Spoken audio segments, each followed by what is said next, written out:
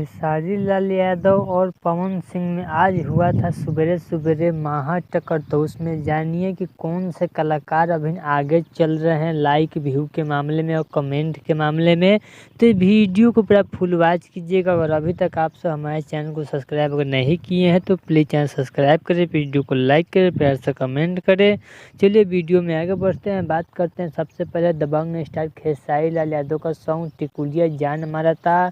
इस सॉन्ग को लिखे हैं अखिलेश कश्यप, इसमें म्यूजिक है आर्या शर्मा का म्यूजिक है और इस सॉन्ग को गाया खेसारी लाल यादव।